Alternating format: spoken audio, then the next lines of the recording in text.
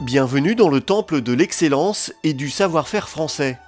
Bienvenue à Sèvres, connu dans le monde entier pour la qualité de ses porcelaines.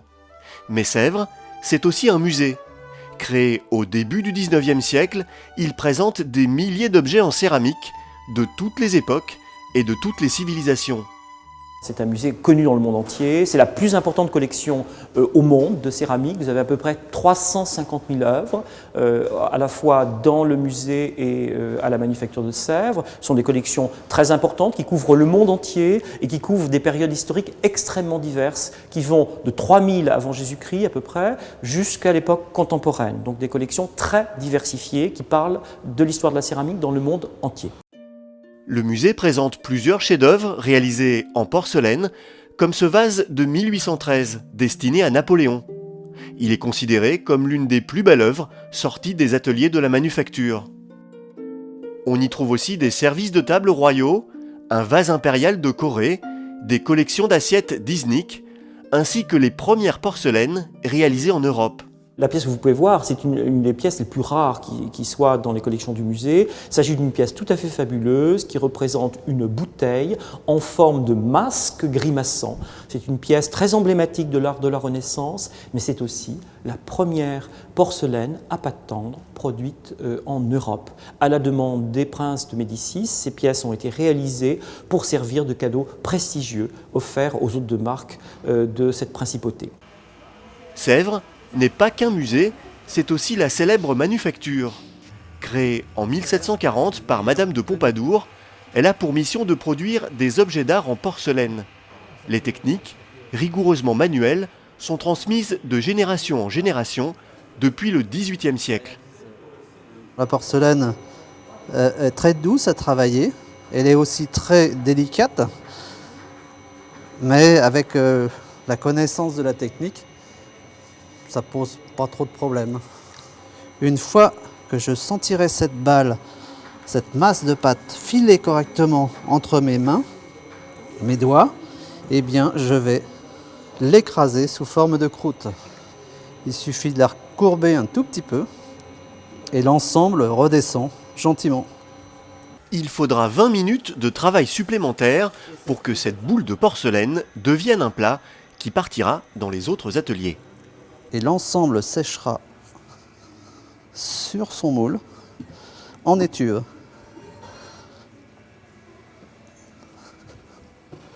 La manufacture compte 27 ateliers qui produisent quelques milliers de pièces par an. Ces pièces uniques sont des copies d'œuvres puisées dans le patrimoine de ces collections. Réalisées à la main, certaines de ces reproductions demandent des centaines d'heures de travail. Avec ce modèle, donc on va reproduire des petits éléments. Vous voyez ici, il y a un petit compas, le petit compas qu'on va retrouver derrière en fait, qui sera collé après sur le petit personnage qu'il est en train de réaliser. Donc chaque bras, chaque jambe est séparée.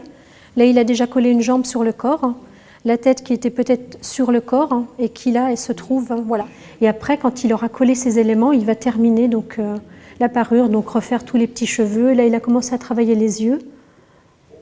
Et on va tout retoucher, les ongles sur les doigts de pied, on va vraiment redonner, on va accentuer tous les détails parce que c'est une cuisson à très haute température, à 1280 degrés, donc la matière se fond, donc il faut vraiment qu'on accentue tous les détails pour qu'il reste quelque chose après cuisson. Cet élément-là viendra se coller ici.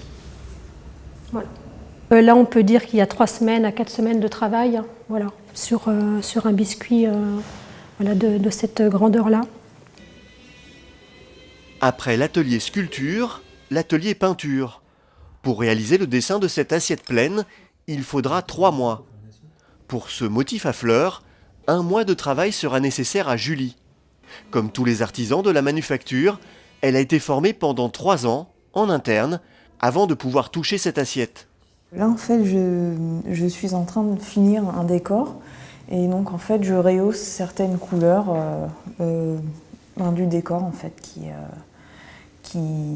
Donc le décor a déjà été posé 2 fois et le décor a cuit plusieurs fois et à chaque fois les couleurs ont terni et se sont éclaircies, donc en fait je ravive les couleurs. On reproduit des modèles comme ici, cette assiette qui a été qui a été fendue, cassée, donc il faut la refaire.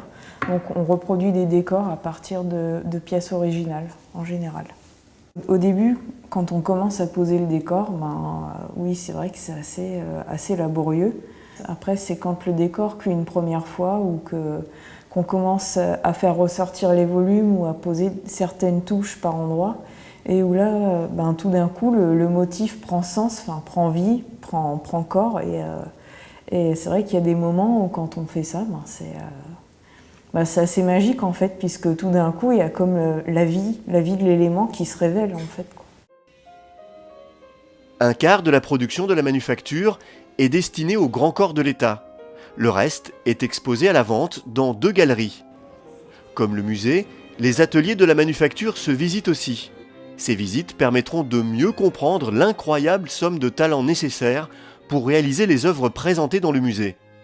Des œuvres d'exception, offrant le meilleur des artisans et des artistes, pour le plus grand plaisir des visiteurs.